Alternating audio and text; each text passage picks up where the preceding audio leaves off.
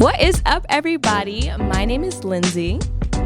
And I'm Zsana, and this is Ride the Wave. So we're going to get right into the interview. We have our first guest, our inaugural guest, Troy. How are you? Thank you for being here today. I'm all good, man. I appreciate you guys considering me for this first interview, man. It's an honor. Of course. So I'm going to ask you the first question. What jump-started you into producing? Honestly, it was just music. I always loved music. So naturally, eventually, I just wanted to make it. You know, I started off making beats on GarageBand, uploading them to SoundCloud with the metronome still in them. It was terrible, but they were my beats, and I loved them. And, you know, when you love something, you get better eventually. Yeah, 100%. So you are originally from New York, and obviously right now we're at Howard, we're in DC. So how was that move, and how did that affect your music process? I moved around a lot as a kid, so moving to Howard didn't really affect me as much. It was definitely like I moved from Kenya, like I moved from New York to Kenya to London, then back over here for college. So I'm always used to like not being home, but I just really, you know, I've always been me.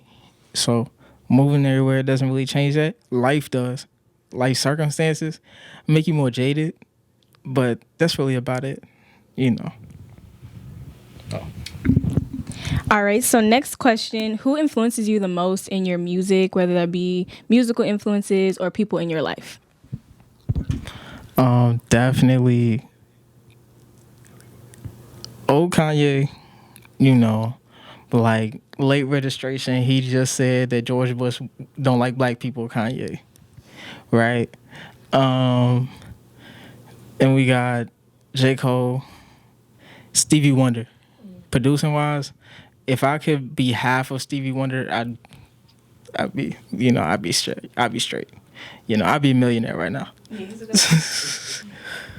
Man, and yeah, I just love his music so much. I could talk about his music for days, man.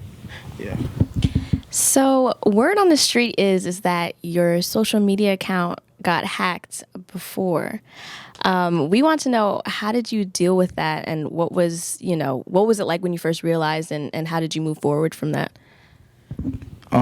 Yeah, that was a while ago. That was in freshman year, and it was my artist page got hacked. A whole bunch of stuff happened. Even it was down to my bank account too. Like it was bad. But when somebody hacks your life like that, you get to disconnect for a second and regroup. And when I came back, I shifted my whole focus. I just realized I love producing more, and I wanted to focus on that. And I wanted to learn how to engineer, and I wanted to become the best at it. I'm still not there yet, but I'm going to get there, you know? And yeah, I knew then when it was taken away from me, like I realized how much I love music and how I wanted to pursue it moving forward. All right. Well, speaking of accounts, on your Instagram page, you went live and did a performance, and then there was some discourse with an artist who's similar to you. So how did that come to be, and did it get resolved since? He's not similar to me. We're two different people. And that's nothing against him. He's a good artist. He's really dope. But yeah, no, we made some songs that sounded similar at the time, and people ran with it. But there's nothing more than that, really. You know, I haven't seen him since I've been here. But if I did, it'd be all love. Okay, so before we get into the rest of the questions, we actually have to ask our question of the day. So, question of the day, what was the last song that you listened to, and how did it make you feel? So first, Troy can answer, and then Lindsey, if you want to answer. Okay. Well, y'all were just here. We were listening to Melodies from Heaven. Kirk Franklin, the GOAT. That dude is an amazing producer, and that song makes me feel like I need to get my life together. You know, it makes me feel like God is watching me. You know, I'm sorry for my transgressions. Right. But yeah. Okay, so I'm gonna say this from before we got here because we definitely listened to a lot of music when we were here. But on the way here, I listened to "Distance" by Yebba, and Yebba, Top tier. top tier, top tier. That song, like it speaks to my soul. Like I don't know, something about her voice and something about the lyrics. Like even that album itself. Like if y'all haven't heard Yebba, y'all are missing out, like for real. So I put that on repeat. Like when I was on the bus, I was just listening to her whole album. I think the last one was "Distance" because that's my favorite. So yeah, Yebba, "Distance." The last song I listened to before we got here was "Late Night" by Lucky Day. And if you haven't listened to Lucky Day or his album, you definitely should go listen. But it just, I don't know, it just made me feel very like ready for my evening. It's a very upbeat song. So with that being said, we're actually going to kick it to Ayo, who's going to have you guys answer the question of the day.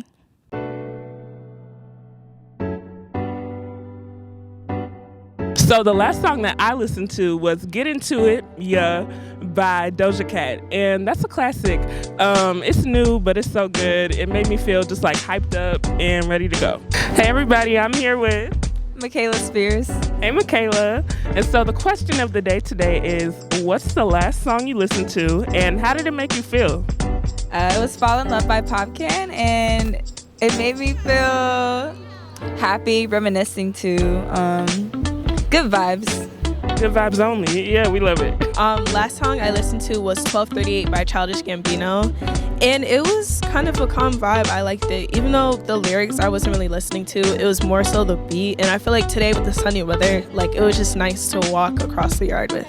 The last song I listened to was Verified Chopper 2. I heard it on TikTok, and so I was like, oh, I could learn to this. So yeah, that was it made me feel good. Right. Dancing mood. Okay, how about you? I listened to Jeremiah by Take because I'm going to his concert, so I'm trying to study the whole album. Francophone. When's the concert? It's on Sunday. Yeah. Okay, coming up. How about you? Mine was "Fourth Baby Mama" because I was just listening to someone walk around the shower because it's got to be songs that I don't have to skip. And I don't know, it'd be putting me in my feels, but I don't be like going through the same stuff as her. But it makes me like feel like I can relate, but I don't. But okay, cool. All right, thank y'all.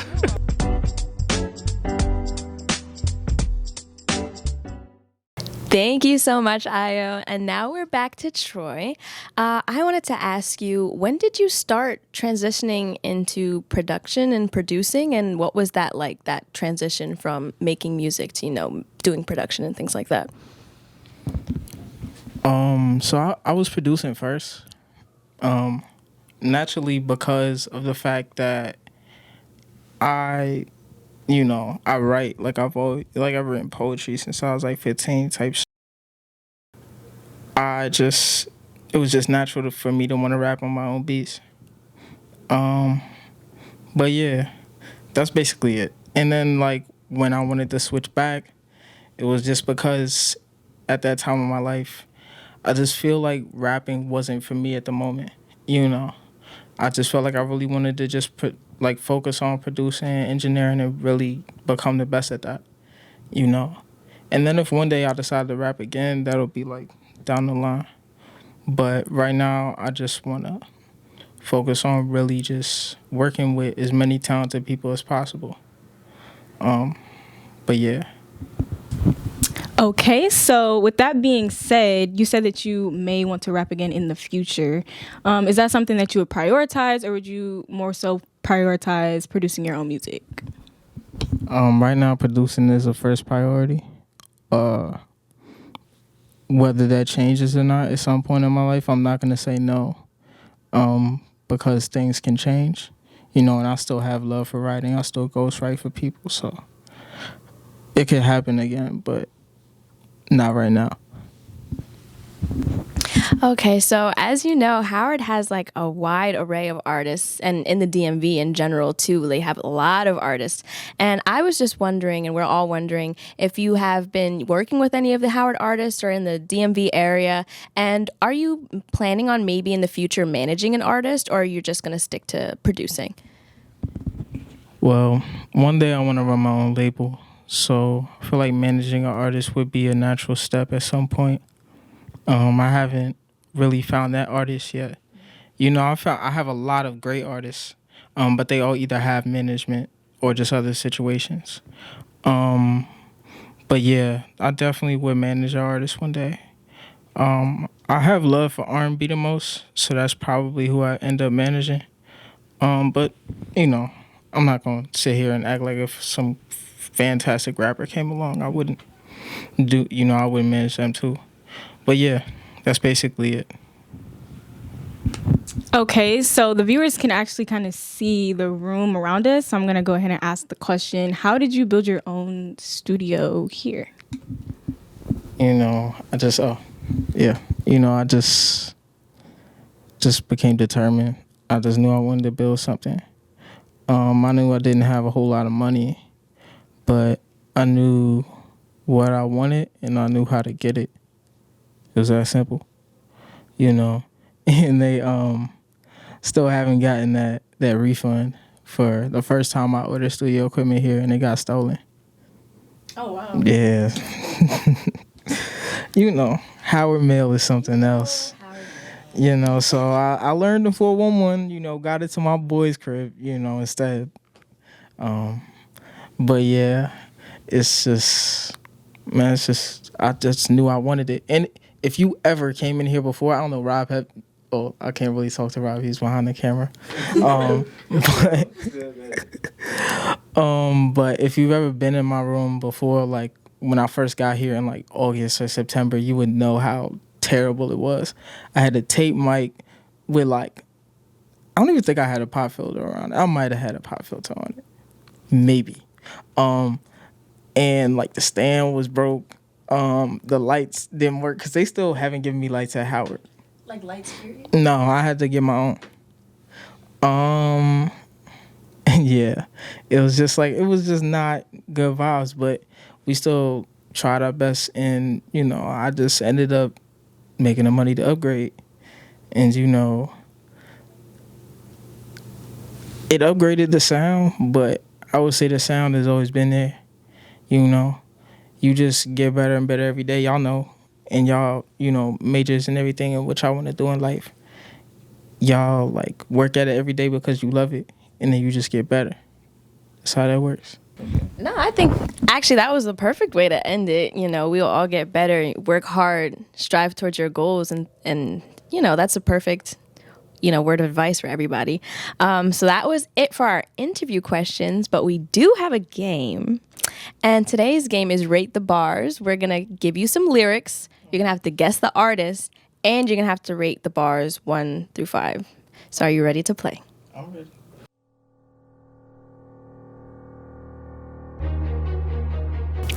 Okay, so I'm going to read off the first lyrics, and then I will try to guess, and we'll go from there. Getting money every day, I'm a groundhog.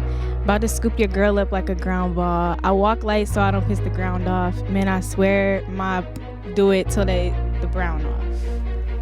I'm not gonna lie to you, I do not know. Should I take a guess anyway? I'm gonna guess that's a... I know this one. I know this. Do you know this too? You going left round order there. Oh, okay, yeah. You're next. I'm gonna go ahead and take a wild random guess and say that's a Thug lyric, but I have no clue at all. Nah, it's the father of Thug, go for ahead, real. Go ahead, because if you get it right, then... It's Lil Wayne. Can you say the song? What's the song? Hold on, because I know. Ooh, that's nasty. Yes, my name's Weezy, but he ain't asthmatic. If I know the song, Sing songs along. I can't remember, like a marathon voice baritone. I don't know the name of the song. The name of the song is Miss Me. Drake. Damn, yes. Okay. All right, So you guys gonna rate it? All right. Okay. So, Should I rate it first? Yeah. Okay. I mean, that was pretty good. I'm gonna go ahead and give it a 5, cause yeah, I feel like the delivery, the cadence, it was all there. I just didn't read it the right way. I'm not Wayne, but yeah. 5 out of 5? Yeah. yeah, same 5 out of 5, man. That's Weezy. That's self-explanatory. Yeah, self-explanatory. I did not know who it was, but then once he started rapping it, I started getting it. I was like, okay. 5 out of 5, definitely. Okay, y'all, I'm very nervous. I got a lot on my mind. I got more in my face. If I ain't going to get it, that day is going to waste. I'm trying to move in my stay on the stakeout. And you know it's official when I bring in that bape out. I'm thumbing through the magazine like this girl I'm going to take out. I'm sorry. I hope I don't sound ridiculous. I don't know who this man is. I don't even know who to guess. Wow. That's crazy. That's really insane. Y'all gonna kill me. I'm just gonna have to throw it out and I'm just gonna say Baby Keem. I don't know. I have no idea. Nah, I just have no idea. Maybe I was rapping it wrong. Yeah, I feel like the delivery is such a crucial part because I feel like if I heard the song, then I might be able to. Yeah, like I'm so sorry. I've got no idea. It's given I kind of want to hear it again, but You want me to rap it again? I'll rap it again. This is top. I'm gonna try to put my you gotta understand how much we gotta appreciate this. She's about to spit like it's. Yeah. Thank you so much. Yeah. Okay, here you go. All right, let's cut the beat because I got a lot on my mind. I got more in my face. If I ain't gonna get it, that day's gonna waste. Bro, if that song does not sound like the way I'm saying it right now, okay, I'm trying to move in my safe. Like that safe was a safe house. I ain't going out to eat, but these stay on a stake out. And you know it's official when I bring in that bape out. I'm thumbing through the magazine like this girl I'ma take out. I'm not gonna actually drop the mic, but You should have dropped it. the bars are there. Who is it? I don't know. I'm sorry to say. All right, what's the answer? We're all stumped. Well, your guess was Baby Keem, but we can't give an answer. Oh, What song is that? that do sound like something Big Sean would say. That do sound like Wow. something Sean would say. Well, I'm gonna pretend I'm not from Michigan right now. I should have got that one, but it's okay. Wow. Detroit too? I'm not from Detroit, so Alright. half points. Still though. Okay, half a point That's off for kinda me. wild. Yeah, That's kind of wild. yeah. All right. Well, I'm not gonna lie, I suck at that game, but Okay. I would give it a 4. I think it was good, but I don't know. I'm not gonna give it a 5 just yet. It was good. You gotta hear it. That shit. Yeah, definitely. Yeah, same. I'd have to hear it on a beat, but out loud just like that, it's like a 3.5. I'm just gonna be the Simon of the group because I don't like Big Sean. Unless it's like which one? What did he do? Whatever he did. Yeah, whatever he did. That's one I like. But I think it was me mostly because I am so bad at rapping. But I'm gonna give it a 2. Ooh. But maybe it's because of me. I think it's maybe because of me. I'm gonna have to listen to it on my own. I gotta give him the 3 point. Like I gotta give him the extra 1.5 for that last bar at the end. I'm very particular. So I don't know. Something about thumbing through the. I don't know. I just 2. I'm sorry. Yeah. No, that's a fair statement. She gave evidence behind her answers. Yeah, that's true. So that's all that we have for the show today. But Troy's gonna play us some music from some artists he's been working with, Dom, Flair, and Shia. Thank you so much for watching, and we'll see you next time at Ride the Wave.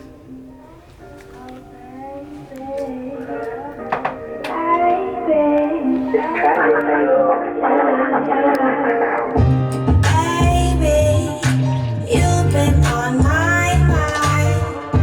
Baby, we should spend some time.